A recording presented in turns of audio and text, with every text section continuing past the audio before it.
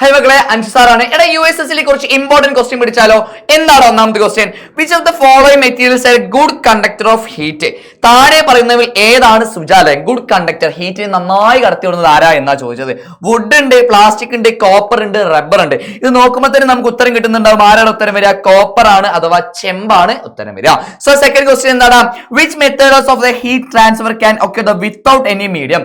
Without any medium എന്ന് പറഞ്ഞാൽ മാധ്യമത്തിന്റെ സഹായം ഇല്ലാതെ താപം പ്രേഷണം ചെയ്യപ്പെടുന്ന രീതി ഏതാ ചോദിച്ചാൽ നമ്മൾ പഠിച്ചതാണ് റേഡിയേഷൻ അഥവാ വികിരണം എന്ന് മലയാളത്തിൽ പറയുന്നു. സെറ്റ് അല്ലേ? അങ്ങനെയാണെങ്കിൽ മൂന്നാമത്തെ ക്വസ്റ്റ്യൻ എന്താണ്?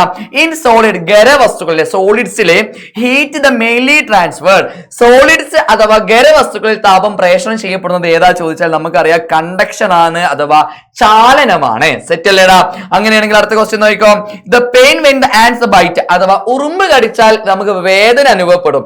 ഏത് ആസിഡ് ആണ് ഇവിടെ ഉള്ളത് ചോദിച്ചാൽ ഉറുമ്പ് കടിയുള്ള ആസിഡ് ഏതാ ചോദിച്ചാൽ പഠിച്ചു വെച്ചോളൂ, ഫോമിക് ആസിഡ് ആണ്. ഏത് ആസിഡ് ആടാ? ഫോമിക് ആസിഡ് ആണ്. അങ്ങനെയാണെങ്കിൽ the common factor of acid, ആസിഡുകളിലെ പൊതു ഘടകം ഏതാണെന്ന് എന്ത് ചെയ്യടാ? കമന്റ് ചെയ്യടാ.